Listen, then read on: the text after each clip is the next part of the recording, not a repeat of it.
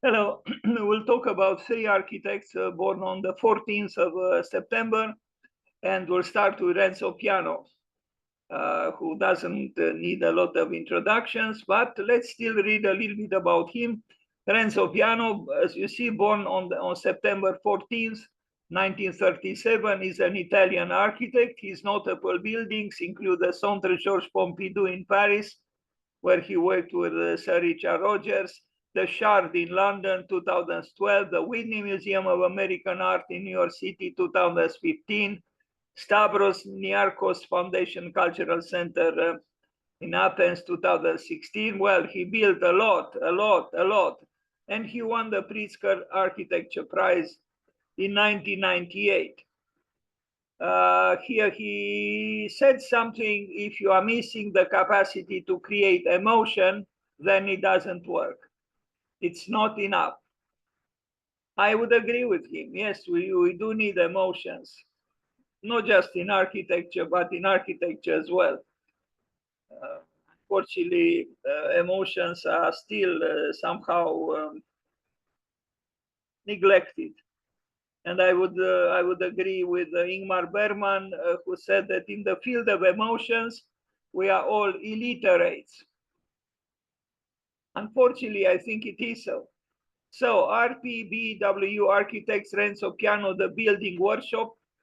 He's active now with his own workshop, but he collaborated with Richard Rogers for a number of years when they had a great success with the Centre Georges Pompidou. Here he is. I like his surroundings, so to speak, rather modest for such an immensely successful architect.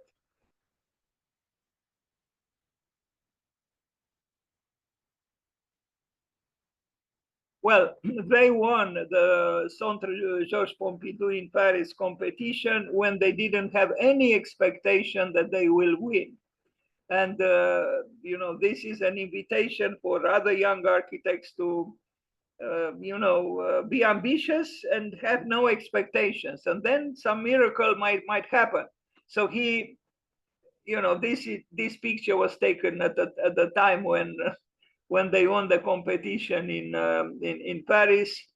I read that they didn't have any kind of expectations because some very famous architects were taking part and they were young and inexperienced and so on, and they won. They won because they took risks. I don't know where he is here, where they are here. Anyway, he is indeed immensely successful. And he is still kicking, so to speak, still producing, maybe a little bit too much. Renzo Piano, the Shard. Now, Renzo Piano Building Workshop, the California Academy of Science. Even here, he tried something, it's not the most usual, ending of the building at the superior level. And so, in a certain way, this building summarizes his architectonic, trademark or architectonic signature. Because at the top you have these mounds, the so-called natural, and then underneath a rather predictable rectangular building. What is happening inside is something else. Certain drama, I don't know what to think about this, the taming of nature. A rare albino American alligator named Claude. I don't know why I introduced this in the presentation. An albino reticulated python named Lemon Drop. Yeah, we are taming nature, indeed. Renzo Piano is an Italian architect and engineer who won, we already know, the Pritzker in 1998. In 2006, Renzo Piano was selected by Time magazine as one of the 100 most influential people in the world. Wow. A foundation in Paris. I kind of like this building, squeezed as it is between two existing buildings and, trying its way to stand out in a very different way. And it shows clearly that you can do an architecture based on harmony through contrast, because between his building and the adjacent buildings, there is no similarity. They are totally different. And why shouldn't they? So those architects who just try to mimic what is on the left and on what is on the right, they fail, because you could have indeed, as I said, harmony through contrast. And that's what we have here, an harmony through contrast. Renzo Piano. Sometimes, yes, he indulges in organic forms, if we are to call them so. He's a good builder. The workshop knows what it is doing. The Jean-Marie Tijbu Bau Cultural Center, symbolizing the Kanak civilization in New Caledonia. I guess this is also, a work where he tried to give some identity to the buildings based on the location and the culture of the location.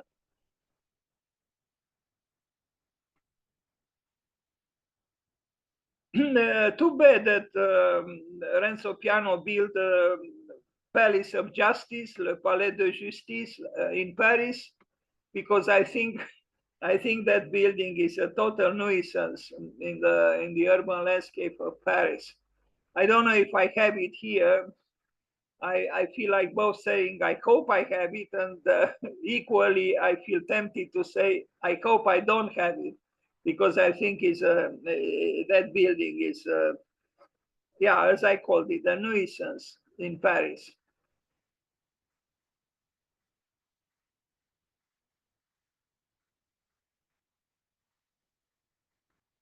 New Caledonia. This work by him, I do like. It is still a little bit domineering, but the organic forms, I think, reduce the culpability of the project.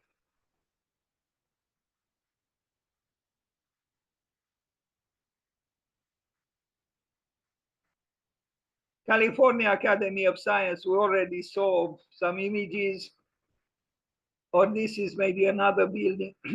And let's see. No, it's the same building that we saw before, but well, actually, it looks a little bit different. I'm a little bit confusing. Either there are two buildings. No, it's the same building. Sorry, I don't know what's going on here.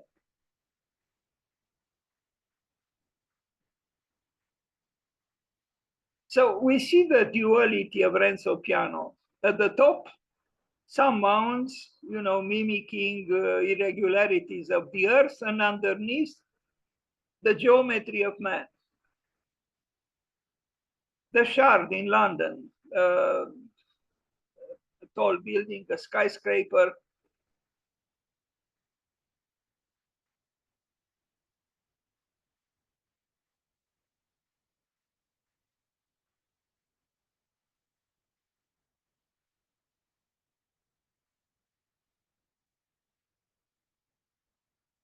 Interesting, the naming, the Shard. Here you see, in the urban landscape of London, we see St. Paul Cathedral, which used to be, the most imposing building in London. And now we see the Shard, the work of man, much, much taller than the house of God, St. Paul's Cathedral.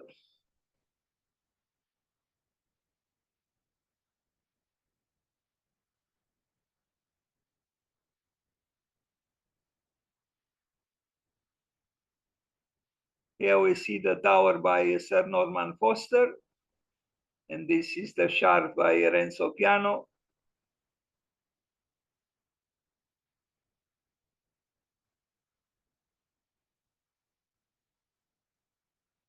It seems anything goes. I mean, these days we can build anything, almost anything.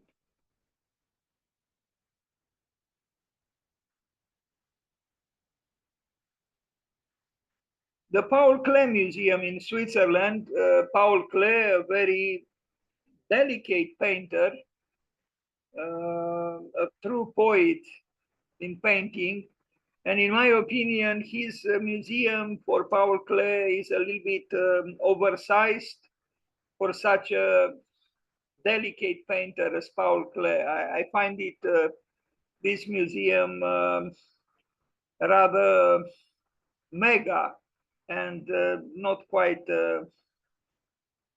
in harmony, I would say, with the small paintings of Paul Klee. But that's what he built. I don't consider this this museum for Paul Klee one of the great achievements of Renzo Piano. It could have been even an airport or who knows what. But Paul Klee again was a painter who didn't indulge in mega productions. And you know, these three waves, they are rather, I mean, there is a system here, which again is a little bit in contradiction with the paintings of Paul Klee. I don't know if I have here images of Klee's paintings, one of my favorite painters. Anyway, that's what Renzo Piano built for Paul Klee.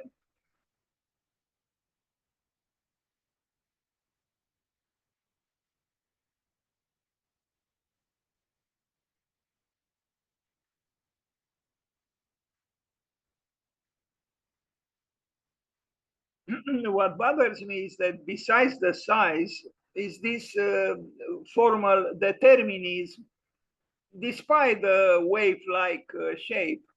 There is a determinism here, willfulness, which I find a little bit incongruent, or incongruent with the paintings of Paul Klee, which are not willful. Paul Klee, yes, I will show some paintings of this true poet in the art of painting. And you'll see this is not a poet to build airport-like museums for. This was Paul Klee.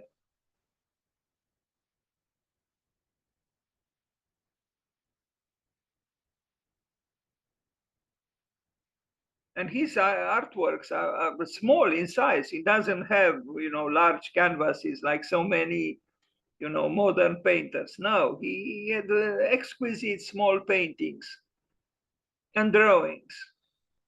He was also one of the masters at the Bauhaus, invited by Walter Gropius, a very interesting and good painter, Paul Klee. Now we go to the Brancusi Museum in Paris, again by Renzo Piano. And again, in my opinion, Renzo Piano didn't achieve one of his best works here. He said that he understood Brancusi and that he paid his homage to Brancusi through this building. But, you know, those who know the works of Constantin Brancusi would question the formal aspects of Renzo Piano's museum. I'm not saying necessarily that, you know, the building should have organic forms, because Brancusi used organic forms. But I remember when I visited the first time this museum, I thought there was a different kind of function for this building, and not that of a museum for Brancusi. But Renzo Piano was very happy with this building that he created for Brancusi. In my opinion, those who commissioned him for this building didn't choose quite correctly. I mean, Brancusi wanted to leave to the city of Paris his old, you know, I don't know how to call it. Should I call it building where he lived and worked all his life? But Paris decided to build this building for him. And I find it rather pedestrian or prosaic. Although the pigeons try their best to bring some poetry, the vivacity of nature. But the building is, no, I don't think this building is connecting with Brancusi in a deep way at all. Anyway, that's what he built. In front of Centre Georges Pompidou, where he was also one of the authors. And here is Brancusi inside the building.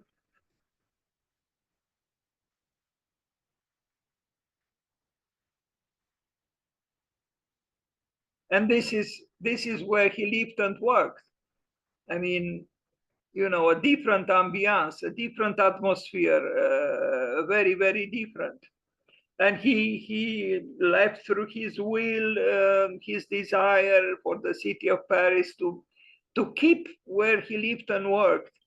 But it's true, it would not have functioned as a, you know, so-called civilized museum. And here is Brancusi with the Polaire, his dog, and you know, other images of his atelier.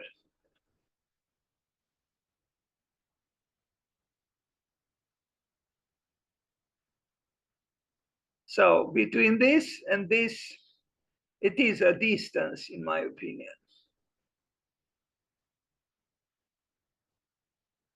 Create like a god, command like a king, work like a slave. That's what Brancusi said. Again, create like a god, command like a king, work like a slave. Well, I don't know if he said this exactly in this order. Maybe he could have said work like a slave, command like a king, create like a god.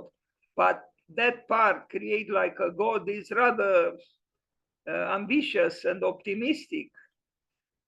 Maybe we had too much of that inflated self-esteem of the humans. I launched a competition actually some years ago for a new museum for Brancusi in Paris because I didn't like at all what Renzo Piano built, and I will show you the first prize. No, I don't have. Something happens. Why is it that I don't have the first prize here? I hope I do. Yes, I do.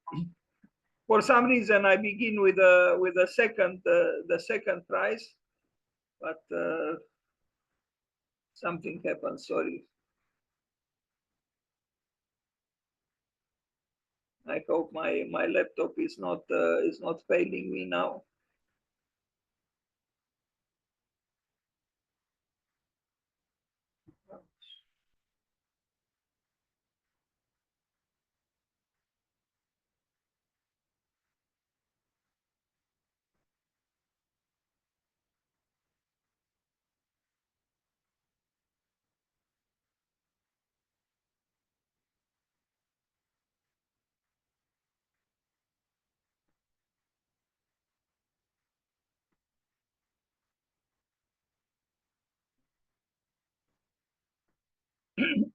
Okay, the first prize was won by Span, Matthias del Campo, and Sandra Menninger from Vienna, from Austria.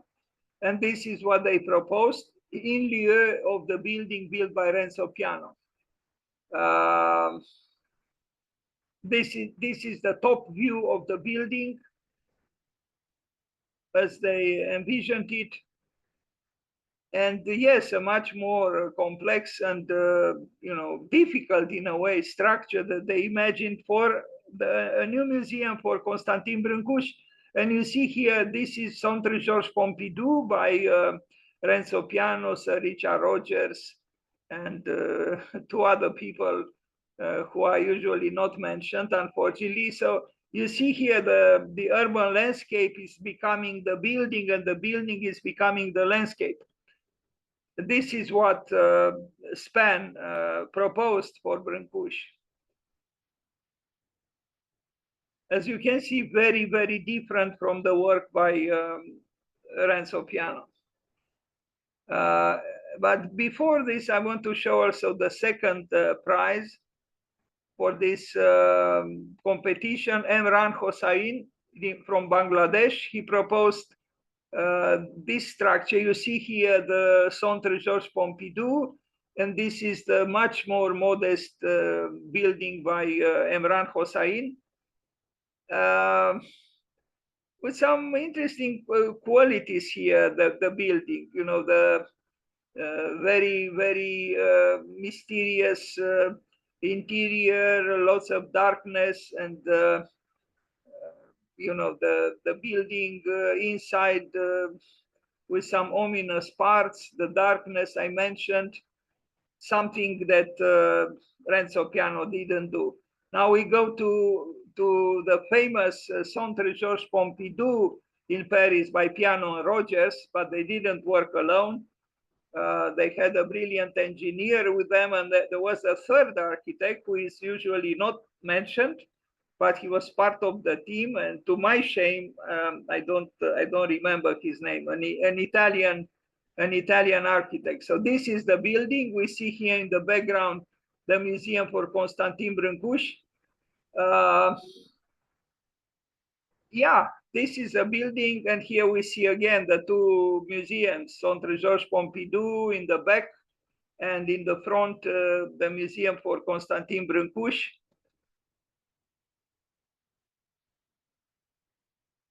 A show by Louise Bourgeois at the Centre Georges Pompidou.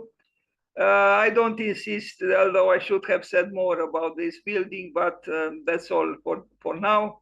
An apartment buildings in Berlin. Renzo Piano worked with this German architect, 1997, Berlin in Germany, Debbie's house. I like these buildings in Berlin. Maybe the association with the German architect created the right chemistry. Also, the fact that the building has parts that are covered in ceramic tiles, and that brought some warmth to the building. It's also the veil, the architectural veil that covers the buildings that I think is subtle and positive.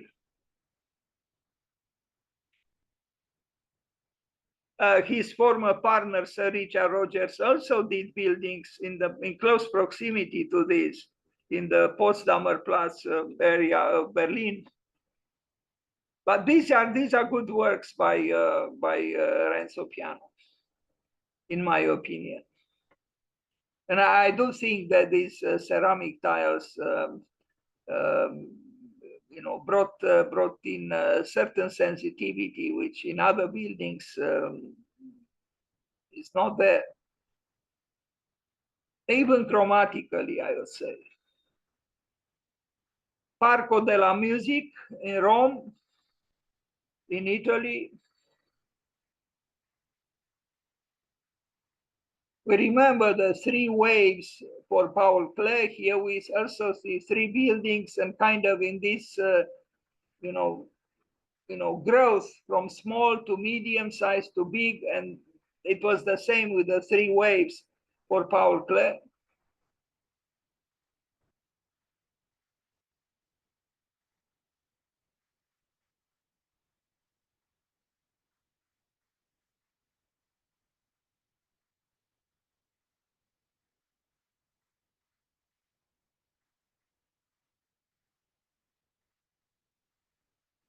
Like Sir Richard Rogers, like Sir Norman Foster, Renzo Piano is a man who never stops.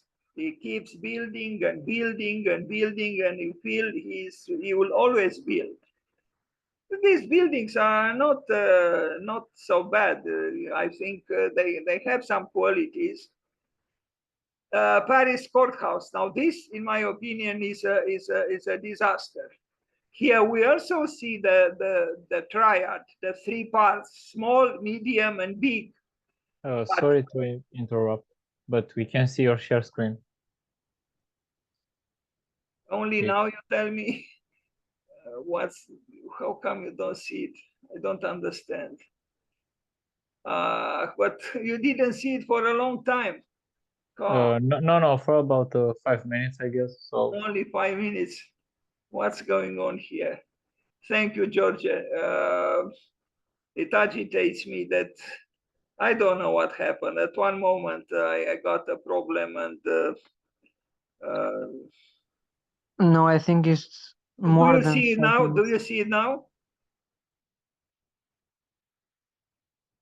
yes, I see it. No, yeah. Okay. So this is the Palace of Justice.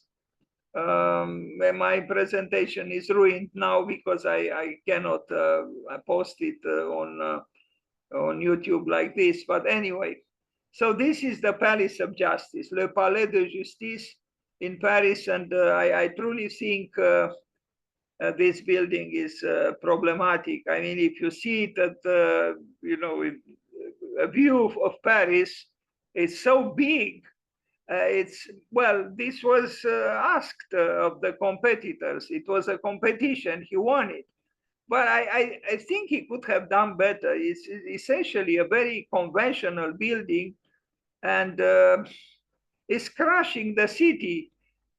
But people complained in Paris about Tour Eiffel. Well, this one is much worse than Tour Eiffel.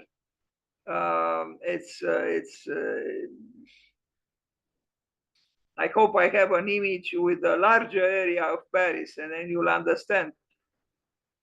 Look at it, it's well, fortunately for Renzo Piano, Herzog and de Moron, wanted to build an equally giant building, the triangular skyscraper. I don't know if it will be built, but this one is, look at the buildings left and right in Paris, and do we need such a demagogical assertion of justice? I don't think so. But it's not just the size, it's the type of architecture. So, I don't know, in a way predictable with three parts, and look at this, giant atrium. I wanted to take part in that competition, so I read the program. It was about 11,000 lawyers. I don't know, either per day or per week or per month, but anyway, we were dealing here with the industry, the industrial complex of justice. A giant. Look at it in the you see Paris, and then you see this mammoth, which is the Palais de Justice by Renzo Piano, and it is so Cartesian and so predictable in its. No, this was not a good building by Renzo Piano, in my opinion, at all. I mean, yes, here we see the beauty of nature, but behind is the horror of man who cannot have justice without, 11,000 lawyers. And even the sketch is so graceless. Anyway, he built it. That was it about Renzo Piano. So let's talk a little bit about him if you want.